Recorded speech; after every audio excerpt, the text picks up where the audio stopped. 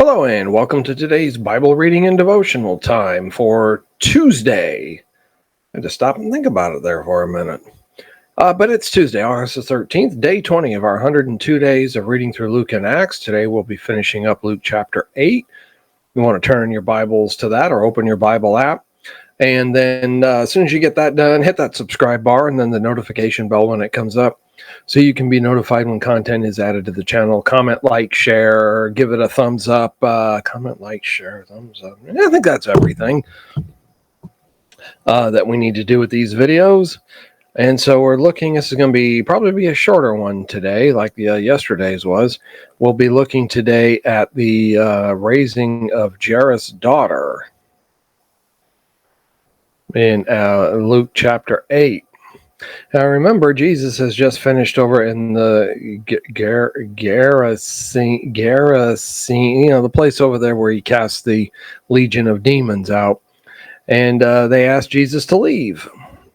And Jesus respected that request. He didn't force them. I'm going to stay here and you can't make me. It's my right and I'm bringing down lightning from heaven. He didn't do any of that. And it could have something to do with the reason they wanted him to leave was because those pigs that went over the cliff after he released the demons to go into the pigs, that was their livelihood. They were a Gentile community, so they weren't bound by the law of Moses.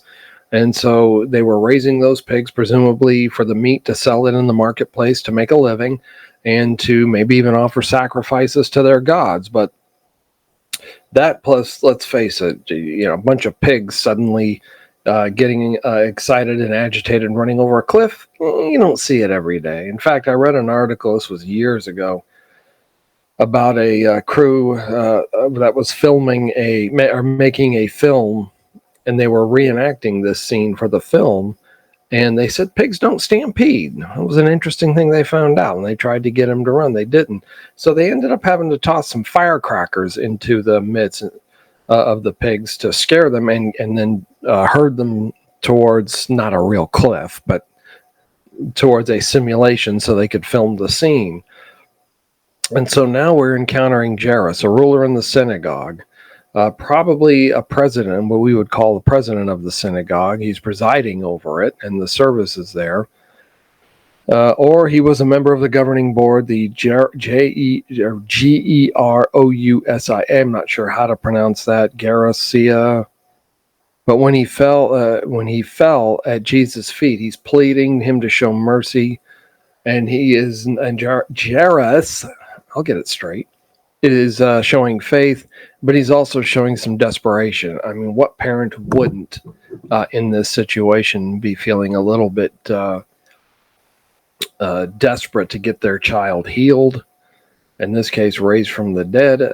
And because if you're not going to do that, you're not a good parent. This is what a parent will do. Remember, when you have kids, it's not about you anymore, it's about the kids.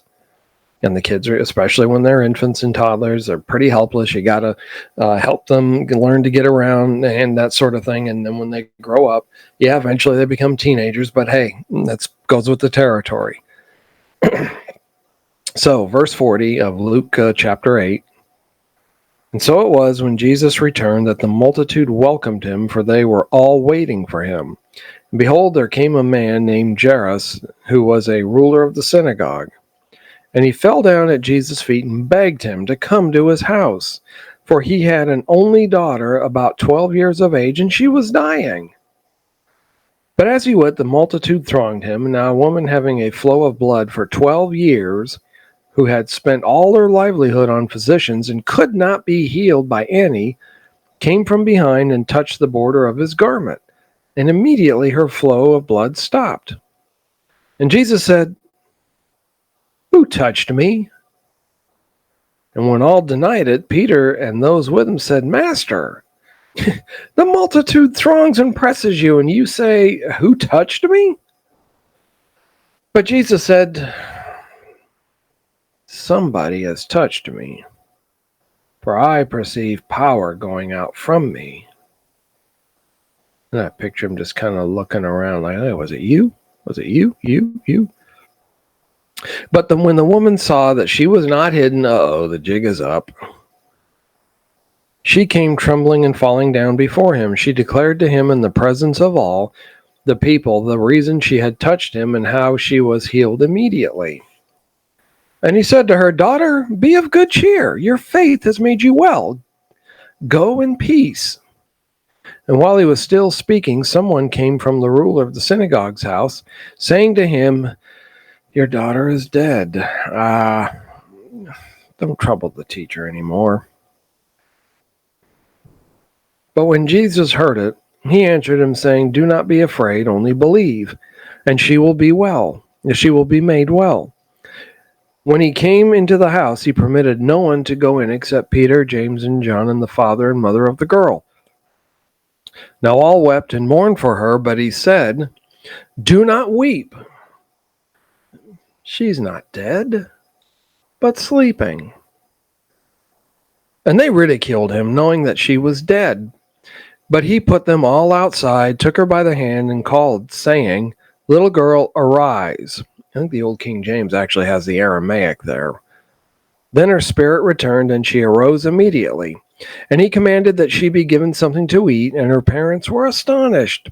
But he charged them to tell no one what had happened. Now,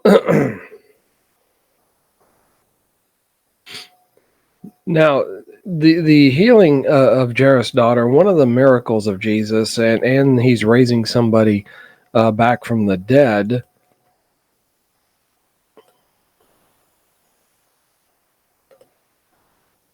And here's some artist depictions of this scene. Here's Jesus, kind of purplish, the robe, I guess. Here's, I guess, family, I guess, and the disciples he allowed to stay. Here's the girl. And I got this off of ncregister.com. I think it's a National Catholic. Not sure.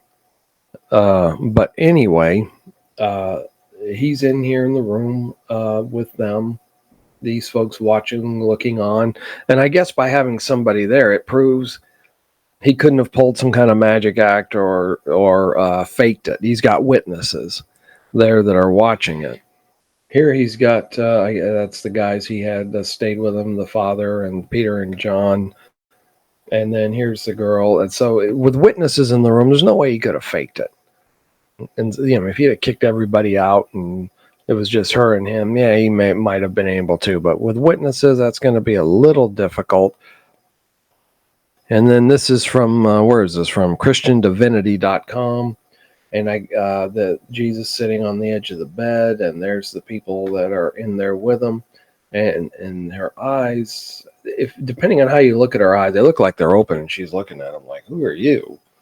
But then I also see where they look like they're closed. I don't know. So what do we learn from this? What's our takeaway from Jairus and his situation here? Well, first of all, notice how he approached Jesus. He approached Jesus willing to pay a price. He laid his position on the line so he could get Jesus' help. You can't hide anything from Jesus. He knows your thoughts. He knows what's going on with you. He knows your past, your present, and your future. So it's a good idea to just be upfront with him and be honest. That's what Jairus did here. He laid his position out on the line to get Jesus' help. And of course, now the religious people who are still opposing him. I mean, he's a ruler of the synagogue, so it's not like he brought a bunch of converts with him, but he is still at work, trying to do whatever he does in the temple. And now with his daughter having I don't know if she suddenly died or not. It looks like she had some sort of an illness that caused it. And so the religious leaders who oppose Jesus with such a fierceness that they have, they're attacking him publicly. And by coming to Jesus, he is showing he's running the risk of arousing hostility. He's a Pharisee. He's a ruler of the synagogue. And so here, I'm going to go get Jesus. Wait, you're going to do what? You sure you want to do that? You know how the other Pharisees feel about him. Come on here. Are you sure? But he didn't care. He went ahead and reached out to Jesus anyway. Jairus forgot himself and humbled himself completely, put his pride aside. Something hard for many men to do. To have to admit, yeah, you know what? I need help here.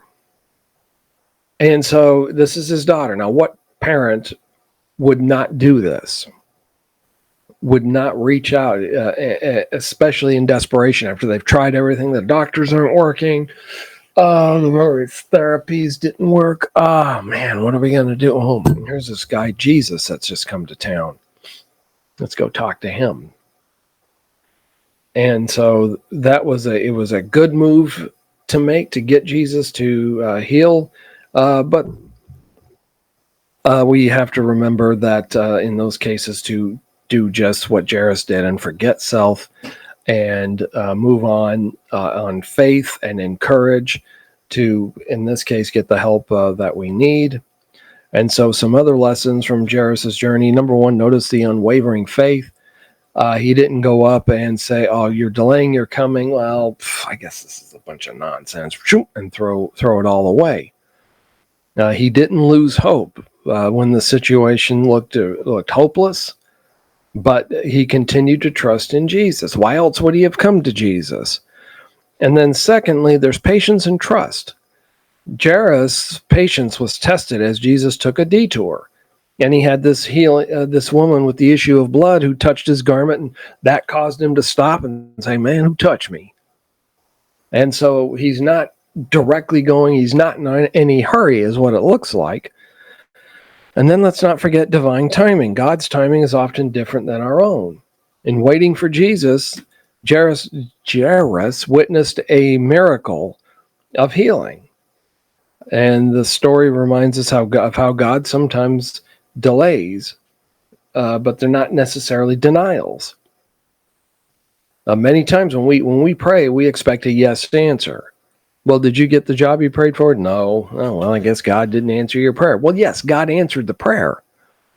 But if I'm praying for a particular job and I don't get it, it's not because God didn't answer the prayer. He answered it.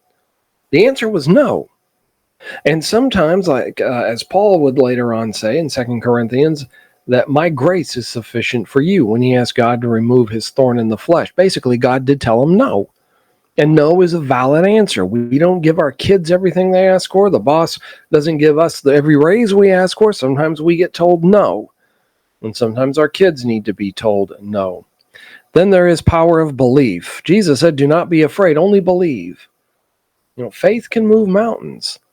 And it's crucial to hold up belief. Now remember, we're not talking belief as defined in Webster's dictionary. This is belief as defined in Scripture, which has evidence to back it up. And in this case, Jesus wants Jairus to believe. And the reason Jairus heard about Jesus. He knew that he had been a healer and done all sorts of miracles. Why else would he go to him? And then there's resurrection power. Jesus resurrected Jairus' daughter, brought her back to life. He has the power to resurrect us too. We have hope in that resurrection. Christianity stands or falls on the resurrection. And I can't emphasize it enough. If you're in a religious group that denies the bodily resurrection of Jesus, you're in the wrong place. It is a doctrine. It is a matter of faith. If you don't believe it, then you can't be a faithful Christian without believing the resurrection. Within a decade, or actually within a year of the resurrection, 1 Corinthians 15 was being recited as a creed. They didn't have the New Testament written yet, but that was a creed that the Christians recited and used in their gatherings. Jesus was bodily resurrected. That tomb is empty. It was to atone for our sins, and he defeated death as the final enemy. That is gospel truth. That is what must be believed. And when we are baptized into Christ, Romans 6, we go down into the water, die to ourselves, and are raised up to walk a new life. And that's when we commence the new life in Christ. It's not when you pray a prayer. There's no sinner's prayer in the Bible. Good works are not going to get it done. There is no other path you can go. It is through Jesus. And that's going to do it for today. So our Tuesday prayer schedule is we pray for the church, members of the local church, the local congregation, and then those throughout the world. So let's pray. We thank you, Lord, for another day. Thank you for the gift of Jesus and the forgiveness of sins and the peace we have through him. We want to pray for the church, Lord, and all of our local communities, for the outreach effort we've got going, planning here in the next month Help us, Lord, to find receptive souls and willing hearts and minds who will study the truth of the gospel.